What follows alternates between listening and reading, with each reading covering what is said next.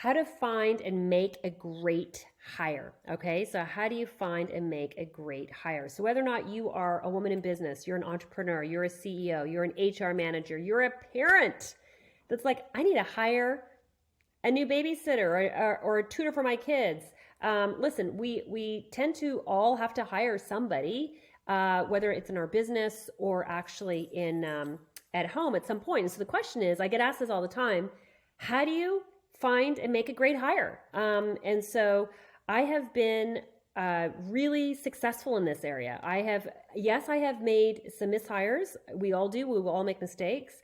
But I'm very aware about where I made the mistake and how I'm going to course correct it the next time. And so I'm going to share with you the 5 things that I look for when I'm making a great hire, both within our company, but also on the home front actually as well. Okay, so this is a great topic that we can apply to really right across the board. And so what's interesting, when I was actually doing my notes for this, I realized that one of them is actually more in the technical, the IQ side, and the other 4 are focused more on emotional intelligence, leadership EQ, which is with what we actually specialize in. And so if you're interested in what is leadership EQ, you want to measure it, you can actually get our free scorecard from our website, dkleadership.org, or just put yes in the comments below, and somebody from our team actually will send it to you, because it's a great self-awareness tool, and it kind of explains where I'm kind of drawing these markers from in terms of what I'm actually looking for when I'm actually hiring. And of course, make sure you subscribe to our YouTube channel so you actually get notified when some of our new videos are actually coming out, because that's what we love to do. We love to equip and inspire you with leadership tools that can help you in all parts of your life, at work and actually at home. Okay, so the first one that I look for is more on the IT or the technical side. It's actually, and that's my dog. If you hear this like licking in the background, that is my dog getting water. She is just downstairs. And so the first thing I actually look for is the technical skill. Do they have the technical skill that I am actually looking for? And so on the business side, there'll be certainly kind of like certain, whether it's like IT or there's social media or it's communication or it's like the coaching or, executive coach. There's a number of different kind of fields that we actually hire. So do they have the IQ, the right education for the job? On the home front, if it's something like, housekeeping, or if it's babysitting, we don't do that anymore. But in the past, then the IQ or the technical skill is, obviously it's just more in terms of, can they actually care for children, or can they kind of clean a house? So that's more like the technical, can they get the job done? Okay, so that's what I mean about technical. So that, generally speaking, you can figure out that pretty quickly. Whether or not you look at their CV or whether or not you talk to a past employer, you can figure out pretty fast whether or not they have the technical skill. The next 4, everybody, are the ones you got to really pay attention to. They're not what is put on the CV or the resume. You got to really listen to the subtext. You've got to pay attention to what people are saying and with what they are not saying. And this is what you have to be listening for when you're actually doing your reference checks for the person. Okay, this is really, really important. The next 4. Second thing I look for is, are they open to feedback? And the way that you figure that out is, you certainly can ask them, but you're really going to figure this out probably more when you talk to the references. And so open to feedback. So a question that, for example, you could ask is, tell me a situation that you had that it was a little bit difficult, and how did you process that constructive feedback? And you listen to that. How do they process that? Are they open to feedback, or do they kind of blame the manager? They blame the person. There's a lot of people that we call our feedback fragile. They're not open to feedback. And from a hiring perspective, it's going to be very frustrating, because we all are imperfect.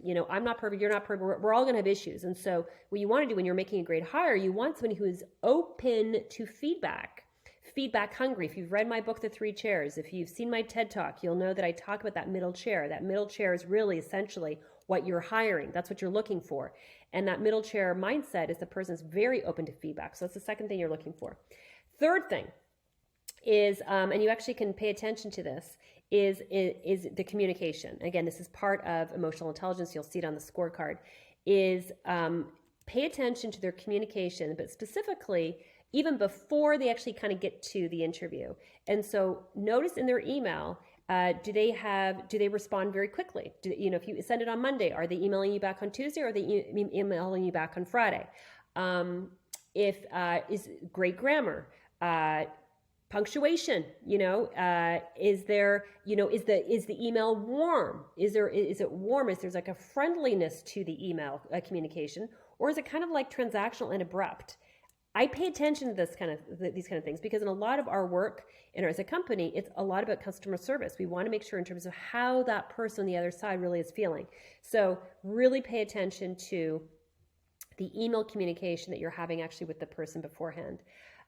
Fourth one is, again, in the interview or when you're doing your resume checks, do they take ownership? And again, you're going to probably get a little bit more data when you're actually talking to references. So again, conflict's going to happen in all teams. What you want is for the person to be able to take ownership. I could have done this differently. I take ownership. I should have done this differently. My part in it was this. That's kind of the language that you're looking for. So again, a way to figure it out is, tell me a time that the situation in your past work didn't go well. How did you handle that? And what you're listening for and looking for is the person, do they take ownership or do they blame problems on other people? The last one, fifth one that I look for is basically, are they open to learn? Are they coachable? Okay, are they coachable? And so again, we want a person in that middle chair. If you've seen my TED Talk, read my book, somebody in the middle chair, they're open to learn. They're hungry to learn. They realize that they know a lot, but they don't know everything. So there's sense of humility. So what you want to ask them is like, what are the last 3 books that you read? And tell me what one of the highlights was from each of those books. A lot of people will just kind of like say books or like say a podcast, but the second you kind of ask for a detail, they kind of go blank. It's probably because they maybe didn't really read it. And so you want to make sure, like, what are they doing for self-improvement? What are they doing to kind of help themselves, expand their mindset? What are they doing? Because that's what you want. You want somebody who wants to learn, who takes ownership, who's got fantastic communication, both in email, obviously as in person, great body language. We didn't even talk about this, but in terms of like their overall kind of body language, facial expressions, smiling, as well as having those technical skills, that IQ. And so that's the 5, everybody. That's the 5. So that's what I look for when I'm doing hiring, both in our company, but also on the home front as well. And like I said, I've had a really, really fantastic track record in terms of hiring. And the couple of times that it has not gone well, it's because I made a rush decision and I was just trying to make a quick hire and I did not go through my 5 top things that I look for. And listen, when we don't make a great hire, it costs us a lot of emotional energy. It costs us time. It costs us money. We're frustrated. And so it's important to spend a little bit more time. Don't rush is what I have learned is don't rush. Spend the extra time. Do your due diligence. Really look for these 5 things. Properly do your references to making sure that what the person is saying in the interview actually corresponds with what their references are actually saying. So there's an alignment. And then when you hire them, treat them really, really well. And when people get treated with care and love and loyalty and really respected, they're going to be super loyal to you. And that is what we have found as a company with our team, but also those amazing people that we have hired over the years on the personal home front as well. So hopefully you found this helpful, and make it, as I said, if you would like to receive our free EQ scorecard, just say yes at the bottom and somebody from our team will send it to you.